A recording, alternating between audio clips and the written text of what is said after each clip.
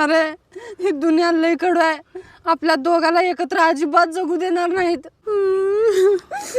दोघांना एकत्र जगू देत नसले म्हणून काय झालं, एकत्र मरू तर देतील.